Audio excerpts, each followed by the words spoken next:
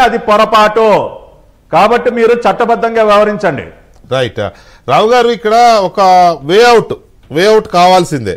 అంటే వేఅవుట్ మీరు, నేను, విక్రమ్ గారు, పట్టాభి గారు మనం మాట్లాడుకుని ఏదో సూచించినంత మాత్రం వాళ్ళు చేస్తారనే ఆశ ఈ దేశంలో లేదు. కానీ అయినా సరే ఒక వేఅవుట్ ఏంటి అని విక్రమ్ గారు అడిగిన దానికి మీరు చాలా కాలంగా పోరాటం చేస్తున్నారు ఎన్నికల సంస్కరణల మీద.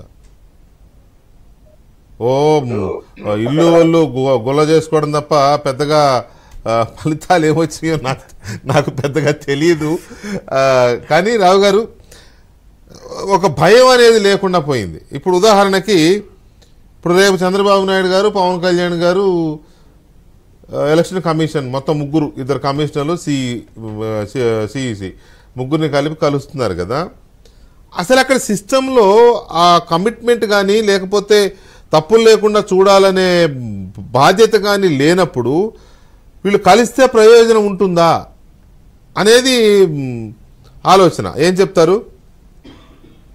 ఎగ్జాక్ట్లీ. ఇప్పుడు ఇంతకుముందు వారు చెప్పినట్టు నా ఒక చిన్న అనుభవం నేను చెప్తాను.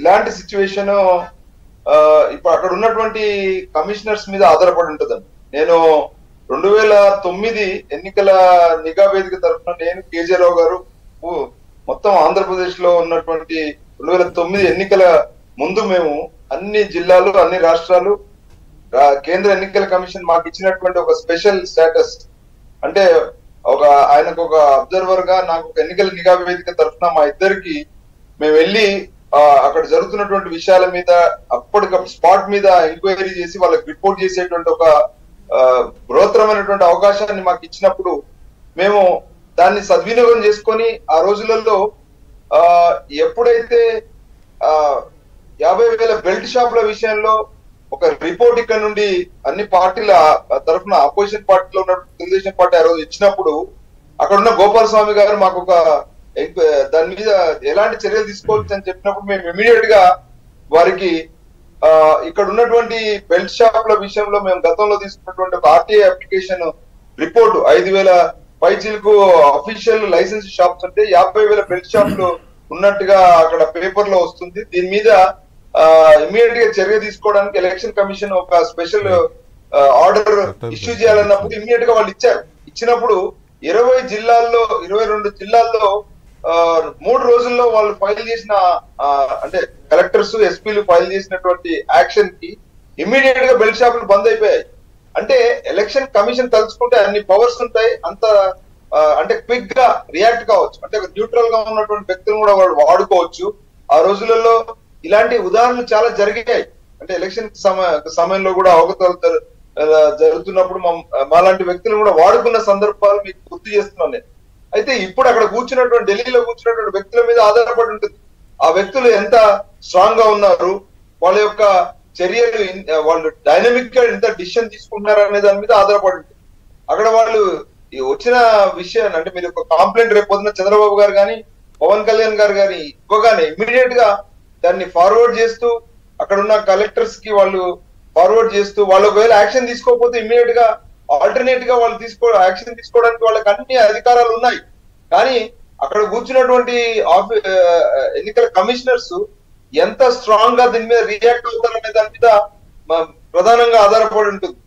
అదే ఇట్ ఈస్ నాట్ ఏ బ్రహ్మ పదార్థం ఏం కాదు, అదే అంత నైరాశ్యంలో ఉండి ఇది జరిగే పని కాదనేటువంటి విషయం ఏం కాదు. వాళ్ళు తలుచుకుంటే matter of few days or within short period లో వాళ్ళు సాల్వ్ చేయగలుగుతారు.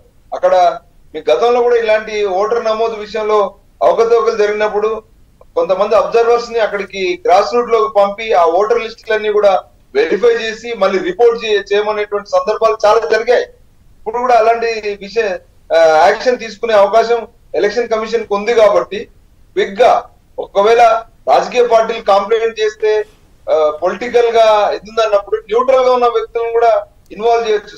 సొసైటీలో చాలా ప్రజా సంఘాలు ఉంటాయి, న్యూట్రల్ గా పనిచేసే వాళ్ళు ఉంటారు, వాళ్ళతో కూడా మీరు ఎన్నికల నిఘా వేదికలు ఉన్నాయి లేదా కమ్యూనిటీలో, అలాంటి వాళ్ళు కూడా ఎలక్షన్ కమిషన్ అబ్జర్వర్స్ గా, అంటే మెయిన్ గా ఆఫీసర్స్ ను పెడుతూనే ఒక అబ్జర్వర్స్ గా మీడియా ఉంది. మీడియాకు ముందు కూడా విషయాలు ముందు పెడితే మీడియా ప్రజల్లోకి తీసుకొస్తుంది కదా.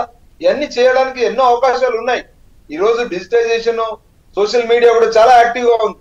ఓన్లీ థింగ్ ఈజ్ వాళ్ళు తీసుకునే చర్యలు, వాళ్ళ చిత్తశుద్ధి. ముఖ్యంగా ఇక్కడ కావాల్సింది ఏంటంటే వాళ్ళకి ఎంత కమిట్మెంట్ ఉంది దీన్ని సాల్వ్ చేయాలనేది, ప్రజాస్వామ్య విలువల గురించి ఎంత కమిటెడ్ గా కానీ ఇక్కడ ఒక బాధాకరమైన విషయం ఏంటంటే, ఇలాంటి మనం మా డిబేట్స్ వల్లనో లేకపోతే మీలాంటి సంస్థలు, లేకపోతే ఇప్పుడు సిటిజన్స్ ఫర్ డెమోక్రసీ రమేష్ గారు వాళ్ళు పెట్టిన, ఎల్వి సుబ్రహ్మణ్యం గారు వీళ్ళంతా కలిసి పెట్టిన సంస్థ, ఇటువంటి సంస్థల వల్ల కొంతలో కొంత ప్రజల్లో చైతన్యం వస్తుంది. అరే మన ఓటును మనం కాపాడుకోవాలంటే ఏం చేయాలి అని ప్రజల్లో కొంత చైతన్యం వస్తుంది. కానీ ఎన్నికల కమిషను వీటిల్లో కమిట్మెంట్ పెరగడంలా, అది విచ్ ఈజ్ అన్ఫార్చునేట్ థింగ్. అరే ఇన్ని ఆర్గనైజేషన్స్ వాళ్ళు ఎలాంటి స్వార్థం లేకుండా వాళ్ళ సొంత డబ్బుతో వాళ్ళు ఆర్గనైజేషన్స్ వర్క్ చేస్తున్నాయి కదా దేశంలో డెమోక్రసీ కోసం. మనం ఇక్కడ అన్ని అధికారాలతో, ఫుల్ ప్రోటోకాల్స్తో, హై రిగార్డ్స్తో, మనకి పెద్ద పెద్ద జీతాలు ఇచ్చి రాజ్యాంగ పదవులు ఇచ్చి పెట్టిన వ్యవస్థ మనది. మనం అంతకంటే ఎక్కువ పనిచేయాలి. అవసరమైతే ఈ ఆర్గనైజేషన్స్ అన్నిటితో కలిపి ఒక బాడీని ఒకదాన్ని కాన్స్టిట్యూట్ చేసి స్టేట్స్లో చేయొచ్చు కదా. అలాంటి ఆలోచనలు ఎందుకు రావండి? అంటే గతంలో ఎలక్షన్ కమిషన్ చేసింది ఇలాంటి ఎక్స్పెరిమెంట్స్. ఎన్నికల నిఘా వేదిక లాంటి సంస్థల్లో చాలా మంది న్యూట్రల్ గా ఉన్నటువంటి సీనియర్ సిటిజన్స్ ని పోలింగ్ బూత్ స్థాయిలో కూడా వాళ్ళని మైక్రో అబ్జర్వర్స్ గా పెట్టినటువంటి సందర్భాలు మన ఆంధ్ర రాష్ట్రంలోనే మనం చూసాం గతంలో. అయితే ఇప్పుడు వస్తున్నటువంటి ఆఫీసర్స్ లో ఆ కమిట్మెంట్ లేకపోవడం, పూర్తిగా పొలిటికల్ బయాస్నెస్ అనేటువంటి ఒక విషయం బహిర్గతం కావడం అనేది దురదృష్టకరం.